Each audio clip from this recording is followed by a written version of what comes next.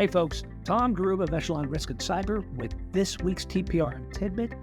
This week's Tidbit comes to you from David Wilson of ACI Worldwide, who reached out to me with this question and asked, in my opinion, what is the best way to provide initial confidence to our customers that we have implemented robust security in cloud environments?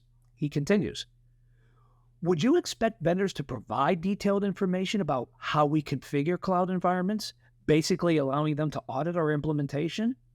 He continued that we have some requests like this, but we don't generally provide this level of detail.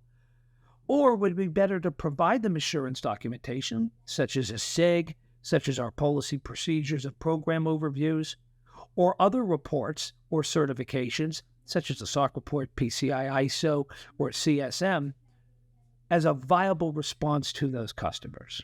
And he said, thank you for your guidance on this. So, David, I've had a conversation with you this week, and so I told you I was going to put it into this week's tidbit. So for the rest of you who happen to be following, here's my guidance.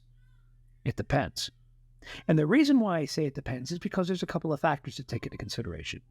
The first one is the request in alignment with the scope of work? Okay? That's key.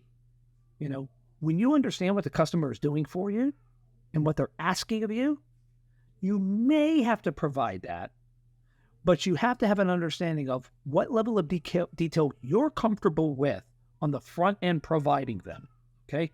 Their assessor may dive a little bit deeper and ask for additional documentation as part of their due diligence. I would say that's permissible. But there's other things that you need to have prepared and shareable. If you're in a regulated environment, anything like that is really open for scrutiny by an assessor just as much as it is from a regulator or an auditor. Also, how big is the client to you? If you have to go through painstaking details in getting this and have to use a lot of time to describe this to them, is the client worth that to you? I've seen too many folks they turned around and said, this client is wasting up, or I shouldn't say wasting, but using a lot of our time.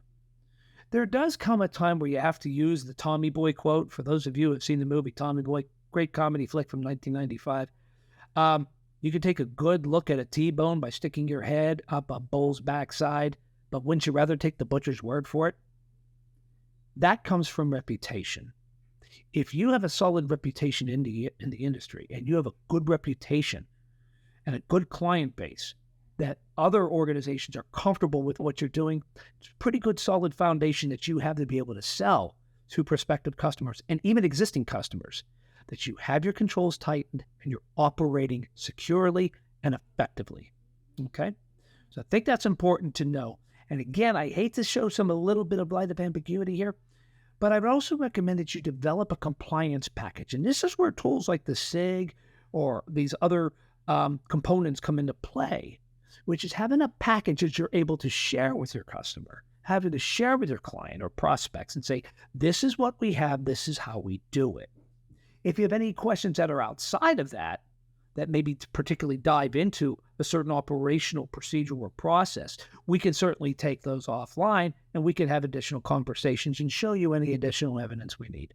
But I think this is important to understand that you have to take all of this into consideration and what you're comfortable with sharing them.